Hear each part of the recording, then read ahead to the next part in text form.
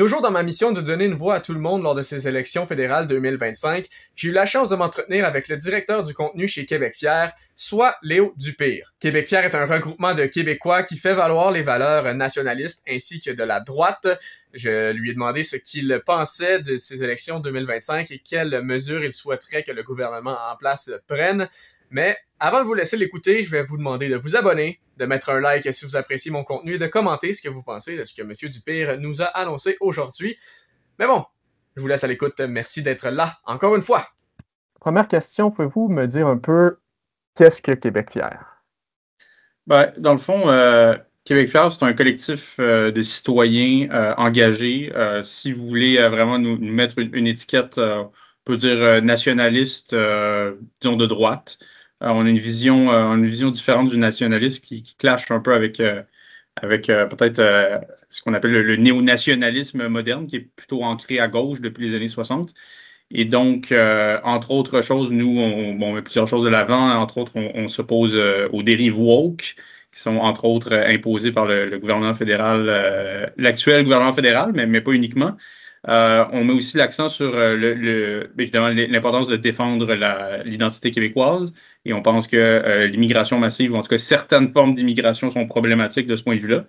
Et un de nos combats aussi, c'est la mise en valeur des ressources naturelles québécoises parce que, évidemment, on va sûrement l'aborder, mais à l'heure actuelle, il y a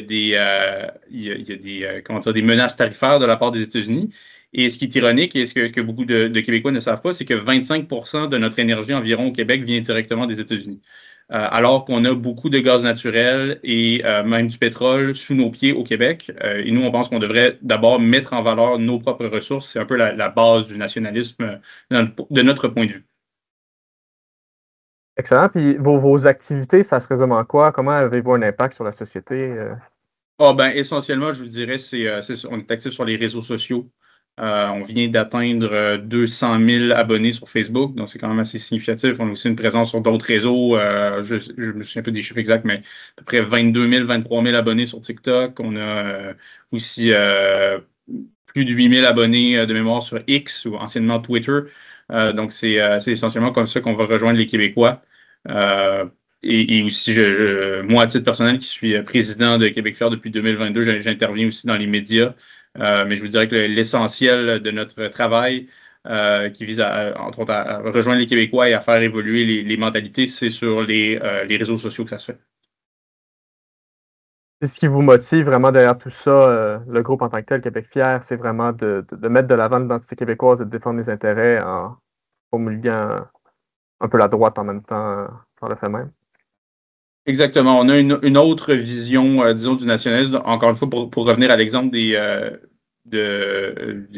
la mise en valeur des ressources naturelles. Donc, on a des gens, je ne donnerai pas de nom, mais des politiciens, par exemple, au provincial, qui se disent soit indépendantistes, soit autonomistes, et qui, du même coup, se disent contre l'indépendance énergétique du Québec ou contre l'autonomie énergétique du Québec, ce qui est un peu contre-productif de notre point de vue. Ça n'a pas vraiment de sens.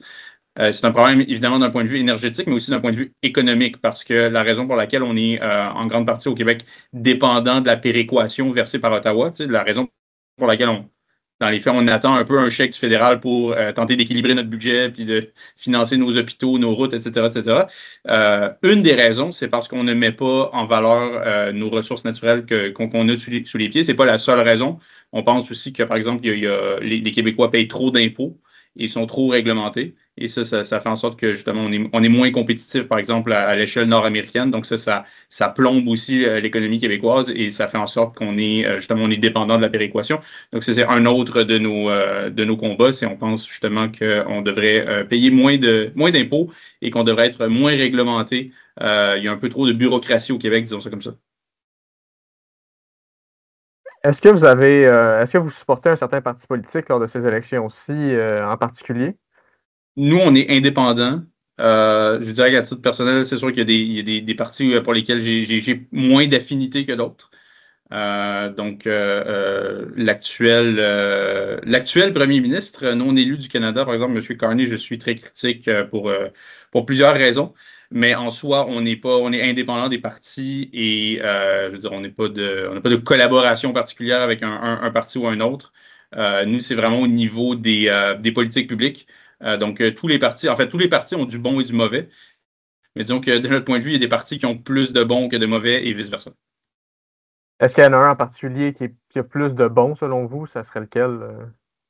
Ben, je veux dire, j'ai pas fait de gradation comme ça. Je vous dirais simplement que il y a des politiques qui, objectivement, sont très mauvaises pour le Québec. Prenons l'exemple de l'immigration au cours des dernières années. Comme vous le savez sûrement, ça a explosé avec autant l'immigration légale qu'illégale, autant temporaire que permanente. Ça a vraiment explosé lors de la dernière décennie libérale et c'est un problème pour toutes sortes de raisons. Entre autres, par exemple, pour donner un exemple parmi d'autres, la question du logement. Souvent, on entend des gens parler du logement dans les médias sans jamais aborder la question de l'immigration. Mais évidemment, les deux sont intimement liés parce que si on fait venir trop de gens, oui, on peut, à la marge, on peut rendre le logement plus accessif en réduisant le fardeau réglementaire, je ne sais pas quoi, mais à un moment donné, il y a une limite au nombre d'unités de logement qu'on peut construire chaque année. Puis aujourd'hui même, l'Institut Fraser, qui est un institut économique très connu au Canada anglais, a sorti une étude sur le fait justement que l'explosion de l'immigration au cours de la dernière décennie, essentiellement sous Trudeau, mais M. Carney était le principal conseiller économique de M. Trudeau et aussi sur les questions migratoires. Bref, l'explosion de l'immigration a clairement contribué à la pénurie de logements qu'on connaît au Canada et au Québec et qui s'aggrave d'année en année. Moi, je suis situé au Saguenay-Lac-Saint-Jean et j'ai écrit un article dernièrement en lien avec les travailleurs temporaires étrangers, que les entreprises trouvent quand même assez déplorables les mesures qui vont être mises de l'avant par le gouvernement de limiter un peu les travailleurs étrangers temporaires. Et ils pensent qu'il n'y a pas ils croient qu'il n'y a pas vraiment de remplacement à ces travailleurs-là. Est-ce que vous avez une... Ben, écoutez, ça, c'est puis là, je ne vous attaque pas personnellement, je comprends Non, que vous moi, relayez entreprises, ce que vous entendez, mais c'est une rengaine qu'on entend souvent, entre autres, de la part du patronat, qui est de dire, ben, il faut faire venir plus de monde parce qu'on a une pénurie de main-d'œuvre, en l'occurrence. Mais en fait, ce qu'on sait, c'est que cette logique-là ne tient pas. Parce qu'à chaque fois qu'on fait venir un immigrant, disons un travailleur immigré, déjà, c'est pas tous les immigrants qui se trouvent un emploi. Donc, ça, c'est une autre question. Mais à supposer qu'on fait venir un immigrant permanent ou temporaire et qu'il se trouve un emploi, ce nouveau travailleur-là, il va consommer. Donc, par exemple, il va devoir envoyer ses enfants à l'école. Donc, ça va, comment dire, ça va alimenter la pénurie d'enseignants. Il va devoir, évidemment, manger. Donc, ça va alimenter la pénurie dans les épiceries. Il va devoir, évidemment, se faire soigner. Donc, ça va alimenter la pénurie de médecins, etc., etc., etc. Donc, c'est une roue sans fin, en fait. Et si l'immigration massive permettait de régler la pénurie de main-d'œuvre, l'Ontario, par exemple, qui prend encore plus d'immigrants que nous depuis des décennies, aurait réglé sa pénurie de main-d'œuvre. Mais évidemment, ce n'est pas du tout le cas. Donc, c'est une mauvaise approche et une bonne approche pour tenter de régler justement les problèmes de main-d'œuvre au Québec qui sont réels. Ce serait de viser déjà sur les gains de productivité. Donc, avec la formation de la main-d'œuvre, il faut comprendre que la productivité, c'est la richesse créée par heure travaillée. Au Canada, au cours de la dernière décennie, ça se porte très mal. Comparativement à d'autres pays développés comme les États-Unis, la plupart des pays d'Europe, eux, la productivité continue à augmenter. Et ça, c'est une bonne chose parce que justement, ça permet d'avoir moins de travailleurs, mais de toujours produire autant, voire un peu plus. Et une des approches qu'on devrait mettre de l'avant, définitivement, c'est par exemple la robotisation, l'automatisation des champs, l'automatisation du secteur manufacturier. Et ce qu'on réalise, en fait, il y a des économistes qui sont penchés là-dessus et par exemple, les usines québécoises sont beaucoup moins automatisées que, par exemple, les usines japonaises, les usines allemandes ou même les usines américaines. Et donc, ça, c'est un problème.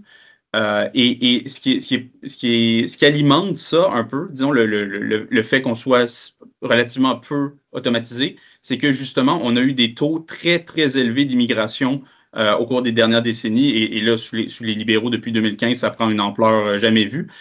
Mais ça a deux effets négatifs. C'est un peu technique ce que je veux dire ici, mais ça a deux effets négatifs. D'une part, ça rend, il faut être honnête, ça rend une partie du patronat un peu complaisant. Parce qu'ils ont des immigrants, ils ont des travailleurs immigrés en nombre assez élevé. Donc, ils n'ont pas besoin nécessairement d'investir pour augmenter la productivité, dans les machines-outils, les nouvelles technologies, la robotisation, l'intelligence artificielle. Okay? Donc, ça, c'est la première étape. Ça crée une certaine complaisance. Puis, deuxièmement, le fait d'augmenter aussi rapidement la population, comme je l'ai déjà indiqué, ça alimente aussi la crise du logement. Mais ça, qu'est-ce que ça veut dire? Ça veut dire que le logement ou l'immobilier prend une part démesurée de notre économie. Et donc, l'innovation, le recherche et développement, ce qu'on appelle l'investissement privé non résidentiel, lui prend une plus petite part de l'économie, ce qui est normal parce que le logement cannibalise tout le reste. Bien ça, à terme, c'est une recette pour, pas nécessairement l'effondrement économique, mais disons la stagnation économique. Parce que, évidemment, c'est important, le logement, tout le monde doit être logé idéalement dans une société, mais c'est pas ça qui crée la richesse. C'est pas le fait de construire un condo à Saguenay ou à Québec ou à Montréal qui crée de la richesse, c'est le fait d'investir dans les nouvelles technologies puis de créer justement, de répondre à de nouveaux besoins. Donc, les mesures en immigration que vous aimeriez voir prendre, c'est une réduction quand même assez. Ça nous prend effectivement une réduction importante parce que vraiment au cours des dernières années, je n'ai pas le graphique devant moi, mais on pourrait regarder l'augmentation de la population canadienne qui est essentiellement alimentée par l'immigration. C'est surtout depuis la fin de la pandémie, c'est vraiment une courbe exponentielle. Donc, c'est absolument pas soutenable et ça cause toutes sortes de problèmes.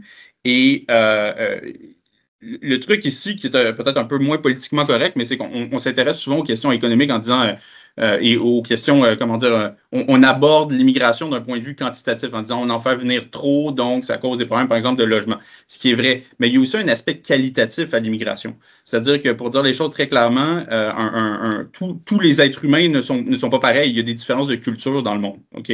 Et un Polonais n'est pas un Pakistanais. OK? La réalité, c'est que, par exemple, dans certains pays musulmans, ils ont une vision de la femme qui n'est pas du tout la même que nous, occidentaux. Pour prendre un exemple très concret, c'est Pew Research en 2013, donc une firme de sondeurs très connue aux États-Unis, qui ont révélé que de mémoire, c'était 84 ou 85% des Afghans qui étaient pour la lapidation des femmes adultères. Bon, ça, c'est le genre de pratique culturelle que, très honnêtement, moi, je ne veux pas voir au Québec. OK? Et c'est directement lié à l'immigration. OK? Ce phénomène d'islamisation est lié à l'immigration. Pour prendre un autre exemple, depuis le 7 octobre 2023, on a vu plusieurs attaques envers les Juifs au Québec. Par exemple, des synagogues incendiées. Il y a même des gens qui ont tiré des coups de feu sur des écoles juives à Montréal, entre autres, à Toronto aussi. Ben ça, évidemment, il ne faut pas faire l'autruche. C'est pas Jean-Paul Tremblay puis Pierre-Yves Thériault qui se mettent à détester les Juifs du jour au lendemain. C'est essentiellement le fait de musulmans radicalisés qui décident de s'en prendre violemment à la communauté juive. Et ça, c'est le genre de truc que, très franchement, moi, je ne veux pas voir au Québec et je pense que l'immense majorité des Québécois et même des Canadiens vont être d'accord avec moi. Et ça, c'est directement lié à une certaine forme d'immigration. Donc, c'est le genre aussi de message qu'on met de l'avant à Québec Fier. Et encore une fois, c'est un message relativement politiquement incorrect. Il y a des gens qui vont nous dire non, vous n'avez pas le droit de parler de ça, mais je pense que c'est un vrai sujet qu'on doit mettre de l'avant. Donc, l'immigration, certes, il y a des problèmes purement quantitatifs, comme le logement, mais il y a aussi des problèmes qualitatifs. Donc, c'est-à-dire que si on avait 50 000 immigrants par année, disons que la moyenne au cours des dernières années, c'est 50 000 immigrants permanents au Québec au cours des dernières années, mais que tous ces immigrants-là étaient des Occidentaux, disons, ben certes, ça pourrait créer des problèmes, mais ça ne créerait pas nécessairement une forte augmentation de la haine envers les Juifs ou encore la montée d'un sentiment misogyne violent. Ça, je pense que c'est le genre de problème qu'on ne verrait pas, disons. C'est bon, je crois qu'on a fait un bon tour de l'immigration, de votre position en lien avec ça. Donc, si on passe du côté sud de la frontière avec nos chers voisins américains, quelle mesure vous aimeriez voir prendre le gouvernement, le futur gouvernement en fonction? Ben, écoutez, c'est clair qu'il y a un vrai défi économique, entre autres, et c'est clair que entre autres, la région du Saguenay va être affectée, mais moi, j'aimerais rappeler aux gens du Saguenay qu'évidemment, on avait un grand projet au Québec et au Saguenay spécifiquement, créateur de richesse qui s'appelle GNL Québec, qui aurait permis d'exporter en fait beaucoup de gaz naturel liquéfié vers l'Europe. Le montant que j'ai vu, c'était 1,7 milliard de dollars par an en commerce supplémentaire Québec-Europe. Donc ça, c'est évidemment ce projet-là qui a été, disons-le, saboté à la fois par le gouvernement caquiste et par le gouvernement libéral à Ottawa. Ce projet-là aurait vraiment pu permettre de diversifier nos exportations au Québec. On aurait été moins dépendant des États-Unis. Malheureusement, encore une fois, ça a été saboté autant par le gouvernement Legault que par le gouvernement Trudeau. Et maintenant, M. Carney, bien sûr, affirme qu'il est en faveur des pipelines, mais on peut en douter quand on lit un peu, quand on s'informe un peu sur son passé de militant écologiste assez radical. On peut se poser de réelles questions de ce point de vue-là. Donc, effectivement, l'augmentation des échanges économiques, entre autres avec l'Europe, JNL Québec étant probablement l'exemple le plus évident. Ce serait un des trucs qu'on pourrait, une des mesures qu'on devrait mettre de l'avant justement pour être un peu moins dépendant des États-Unis. Faut être réaliste. Par contre, là, les États-Unis restent un géant économique, puis on a une frontière commune, donc on va les échanges Québec-États-Unis vont toujours rester importants, mais effectivement, on pourrait probablement être un peu moins dépendant si on échangeait un peu plus avec l'Europe. Et une des manières de le faire serait, entre autres, d'exporter du gaz naturel vers l'Europe. Évidemment, le projet GNL Québec impliquait initialement, en tout cas, essentiellement d'exporter du gaz naturel de l'Ouest canadien, ce qui est déjà une bonne chose parce que ça aurait créé des emplois très payants, entre autres au Saguenay. Dans les emplois manufacturiers en général, c'est payant.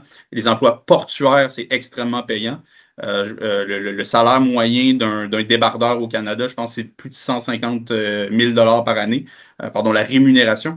Donc, c'est très, très important. Par contre, ce qui serait encore plus payant pour le Québec, ce serait de mettre en valeur notre gaz naturel à nous, Québécois, et de l'exporter. Là, ce serait vraiment, ce serait vraiment très positif pour notre économie et même pour la planète, hein, parce qu'il faut comprendre que les Européens, beaucoup de pays européens comme la Pologne, l'Allemagne, etc., même la France, brûlent du charbon pour se réchauffer l'hiver. Donc, si on pouvait remplacer une partie de ce charbon par du gaz naturel, qui soit canadien ou québécois, ben, en fait, ce serait une bonne chose d'un point de vue climatique. Donc, ça réduirait les émissions mondiales de gaz à effet de serre, mais aussi ce serait une bonne chose pour la qualité de l'air en Europe.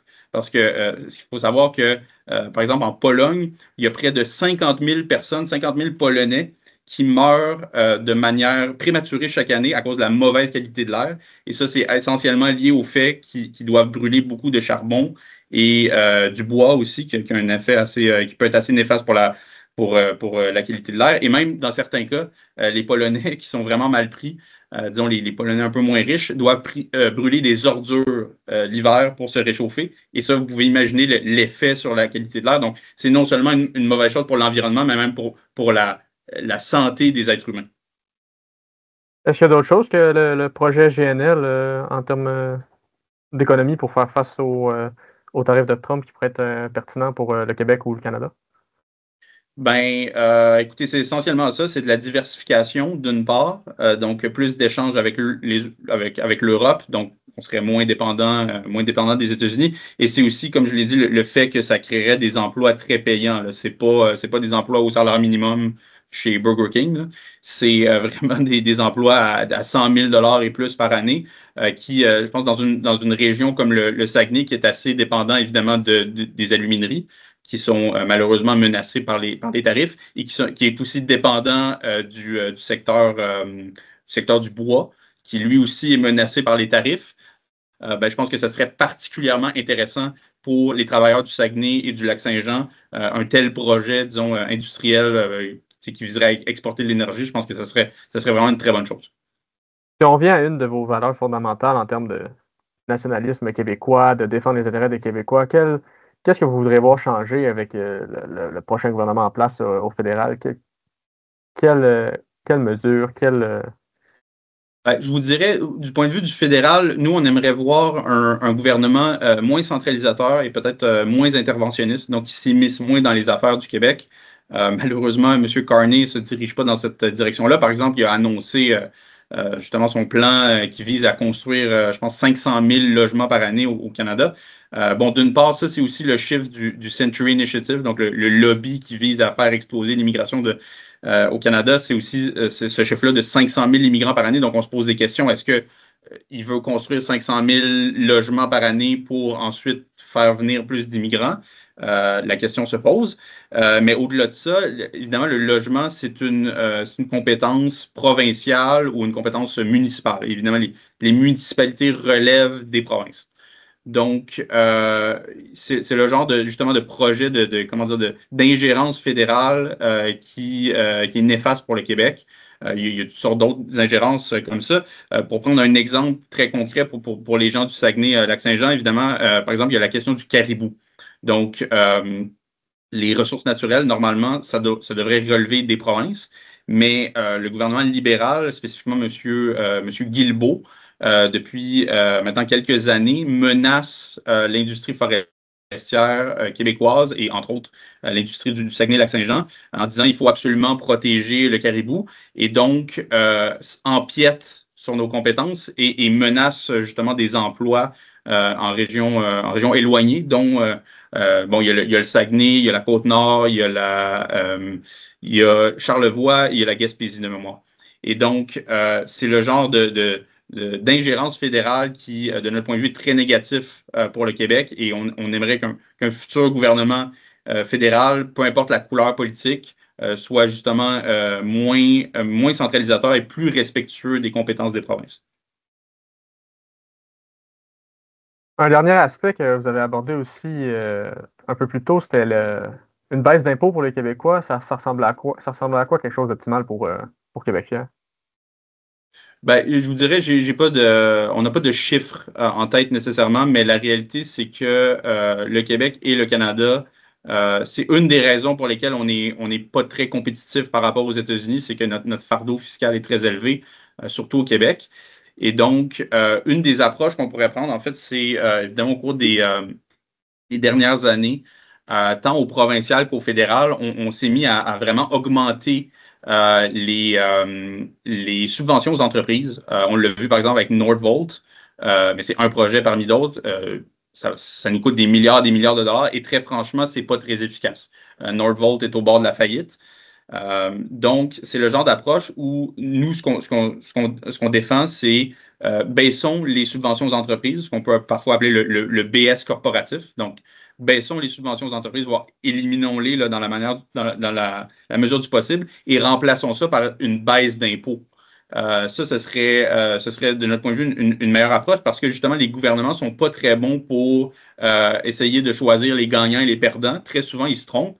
Et en plus de ça, quand on verse des subventions comme ça, on crée toute une nouvelle bureaucratie qui vise à déterminer, OK, telle entreprise mérite tel montant, puis ensuite, il faut faire un suivi pour savoir comment l'argent sont dépensés. Nous, on dit, non, une meilleure approche pour rendre, entre autres, le Québec plus compétitif et le Canada aussi, ce serait baisser les impôts des entreprises et pas besoin d'une bureaucratie supplémentaire. Faites juste en sorte que les entreprises et les particuliers puissent garder une plus grande partie de leur argent et comme ça, on deviendrait plus compétitif et ça permettrait de créer de la richesse, encore une fois, au Québec et au Canada. Est-ce qu'il y a un autre point que vous aimeriez aborder avant de mettre fin à l'entrevue? Ben, je vous dirais, pour revenir rapidement sur l'identité, un autre truc qui est très problématique de notre point de vue avec M. Carney, comme vous le savez probablement, c'est que son niveau de français est très mauvais. C'est probablement comment dire, le premier ministre fédéral le moins bilingue depuis plusieurs décennies. Et c'est assez symptomatique parce que non seulement M. Carney a un très mauvais français, d'ailleurs, M. Carney, je vous dis pas de prendre position là-dessus, mais disons, de notre point de vue, est un homme assez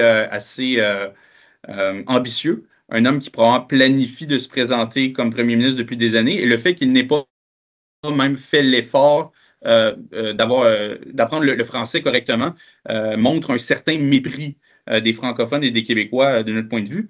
Et en plus de ça, ben, il y a plusieurs mesures qui ont été prises par M. Carney ou par les libéraux plus largement qui montrent justement un certain mépris.